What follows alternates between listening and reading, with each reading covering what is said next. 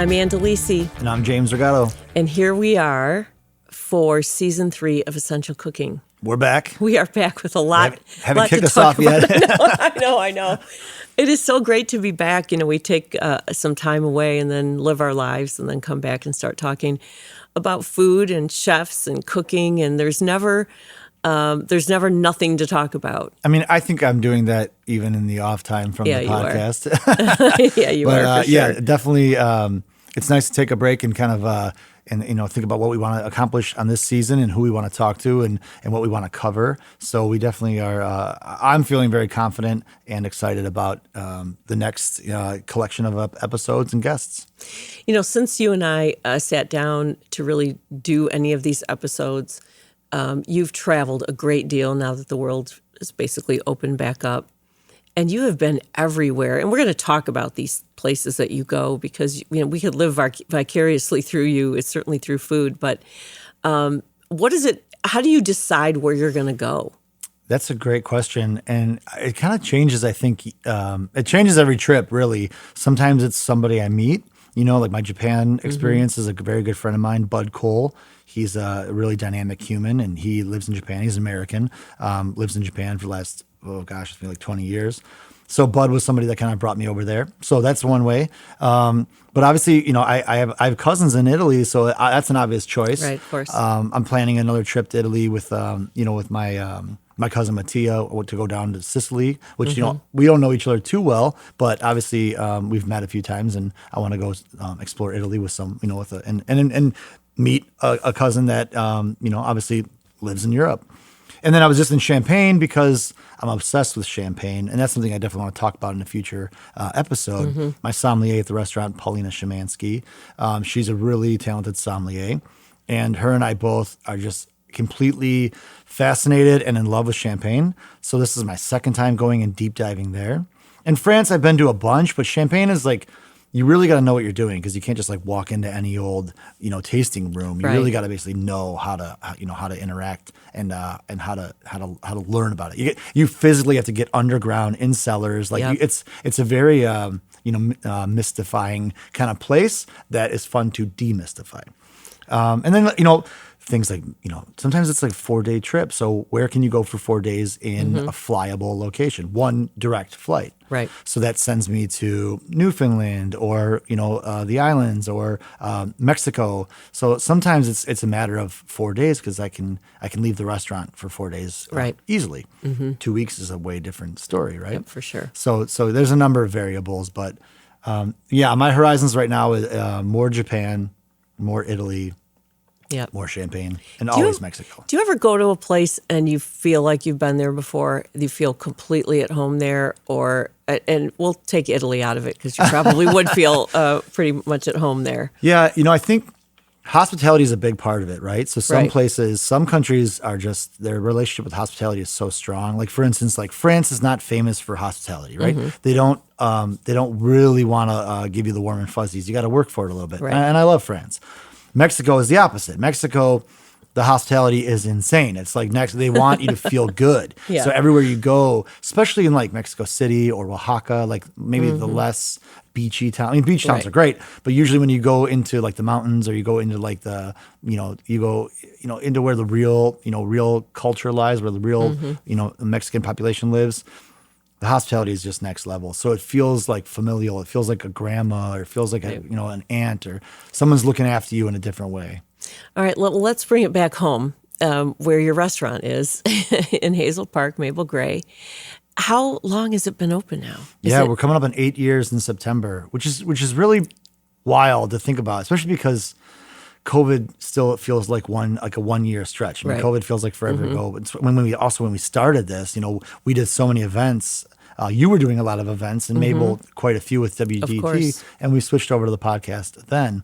And that, I feel like Mabel felt like a pretty established restaurant then, and that's over 3 years ago now. So we're coming up on 8 years, and I think my biggest accomplishment with the restaurant is the staff. Is the retention that I have, the amount of responsibility and I think skill development that I can put the staff the opportunities I can give them, Right. the opportunities that I'm able to give them. It's not like I'm so skilled I'm able to, but the business has been able to give them a lot of opportunities, which is the most exciting thing for me. Sometimes I'll have guests come in and be like, "Oh, I never see you here anymore," and I'm at Mabel. I mean, if I'm in town, I'm there every single day. But I keep a full staff to where I can do events, I can do offsites, I do a lot of in-home still. You started doing a lot of that. I mean, did, that yeah. wasn't what you were doing initially, but that kind of happened over the last 4 years. It's I'd true. say. Yeah, the first 3 years at Mabel, I was just there all You the were time. like, yeah. And I'm there every day. I still write every menu. I still prep, constantly. I do a Sure. lot of the butchery, et cetera. But I do a lot of in-home events. And it kind of started during COVID. Yeah. That was when I started. I guess it ramped up. I used to do this back in like the mid-2000s when I was in between jobs. I would do catering. The recession, honestly. I started doing it during the recession a lot. Okay. And so I probably do about 40 a year. I go That's into a someone, lot. It is a lot. I go into someone's house, usually for 2 to 10 people. It's the same as Mabel. It's like chef's choice. You don't get to pick the menu. Sam will write it out. So I show up with a handwritten menu from Sam, and I bring either just me or maybe one other, or sometimes a service staff, and we just cook for your group. That speaks volumes about you as a chef, and that people trust you to just walk in with whatever, and they're going to love it. It's a blessing. I honestly, I feel very, very fortunate that I have a following that will just let me do what I want That's pretty to great. do. But I also think it's twofold. If somebody's too concerned about like every last dish, then I'm probably not the right person for them, because I cook very, very seasonally, kind of whimsical, like whatever I feel like cooking. Like sometimes I'll write a menu and then I'll see something and I'll change it. And even if it's like overnight, I'll be like, oh, I don't like this dish as much as I thought I would, or I don't like this ingredient, or I got distracted by a new produce item. I want to use that instead. Yep. And so I need the flexibility to change menus. I feel very fortunate that the public allows me to do that. So, I mean, honestly, since I've been sitting here, I actually received an email and a text from customers for future in-homes. So it's kind of always in motion. And I also, during COVID, I was consulting for kitchen renovations as well, because I'm in so many people's houses. I mean, you're talking like there's a few repeats. So let's say 30 to 35 homes, new homes a year, right? So I'm cooking in 35 kitchens that is a home kitchen that I've never been in, and is a stranger that I don't know very well. I'm in their kitchen. It's like almost every other week I'm in someone's space. So I've learned a lot about what makes a good home kitchen. A lot of people have I feel like everything's really beautiful and aesthetic, but then you start cast iron searing something and it's like a disaster. Or you start trying to clean something and it's like, if everything's marble, well, marble's kind of soft and it doesn't let grease splatter or red wine spills. Like, so it's funny. I've been in a lot of tiny kitchens that are super functional. I've been in beautiful kitchens that are very expensive and they make me nervous. So I'm like, I'm just going to cook in this little corner. But yeah, so Mabel has gifted me a lot of opportunities for myself to go around and cook freely. But then in me doing so, it's created a lot of opportunity for my staff. Yeah. And Paulina, and then her fiance Adam, who's my sous chef. There's a couple couples at Mabel. Adam and Kylie, Alex and Kylie, my other sous chef Alex and his girlfriend Kylie. Kylie is my assistant manager and also bartender. Max has been with us since day one. It's almost 8 years now. Such a great guy. Yeah, so I mean, we have such a wonderful crew. My Yeah. pastry chef Allie. I mean, I'm very fortunate. So and we're gonna have Paulina in here, like I said, for talk about champagne this season. So yeah, there's a lot of activity going on in Mabel Gray's circle, but also the greater Detroit area as well. There's been a lot of great restaurants. We have some awesome events coming up. Yes, I know we we're do. talking to Ladder 4. We're going to do another event at Mabel. Gonna do a barbecue, that's We gonna be got cool. Sprout House, which Oh, you, yeah. in the meantime, since Yeah. starting this podcast, now own a food business. I know. That's kind of a big deal. It's kind of a big deal and a big surprise. Well, why don't you tell me about Sprout House? I'll tell you a little about Sprout House. It will have been in its this coming August. It'll be 40 years in that location. And so the interesting thing about it, well, first of all, I had no business buying this place. And to your credit, and you're such a great friend, when I said, hey, Lisa and I are thinking of buying this place, and you are so sweet. I'll never forget. you texted me the next day and said, "What's the address?" And you ran over there to check it out. And it really, I mean, I probably haven't even said this to you until now. It was your blessing that really gave us the go ahead to go so do sweet. this. You know, we thought, well, James said we can do this, and we can do this. So that was a big part of it, honestly.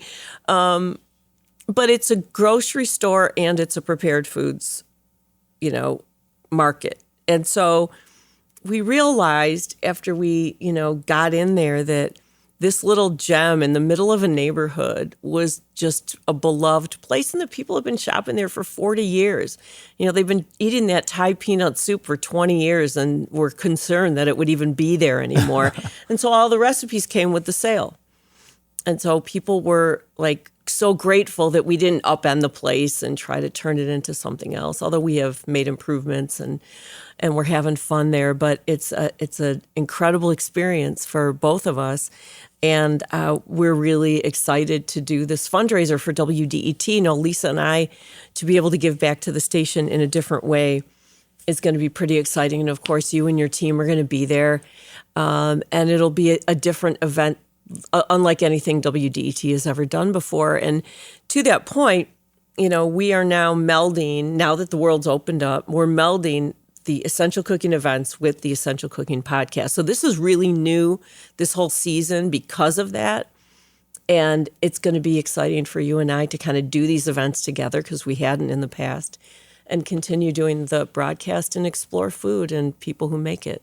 So I'm excited. Yeah, that's wonderful. And I'm so happy you have Sprout House as this platform. Yeah, me too. And that, we can evolve the podcast kind of into, I guess, probably what it was meant to be, because it was an event space, in the greater cosmos, it was a space, and then became a podcast out of necessity. Yeah. So now it can be both. Yeah, and we're really excited about it as we head into this third season. So we hope that everyone will join us as we explore the world through James and his travels, and explore Detroit, and then explore the mindset of people who are making food and see what's going on out there. Yeah, and I think that everybody eats, and some people, really take it to the next level with why they eat. I mean, you're going to hear about, Mamba from Baobab Fair this season talking about, his path, and you're going to talk about, champagne and different chefs and different business owners and why you cook, what you cook. And to me, I want to offer behind the scenes, a little sneak peek at what makes people of food tick in different ways. Because really, we're all connected through food. But I think that some people's story really inspires something in us all. That for me as a chef, I want to know why. It's not just enough what are you doing or what are you eating. I don't know, why are you eating it? Why are you cooking this? Yeah. Well, I think before we wrap it up here, we just want to keep people excited about food.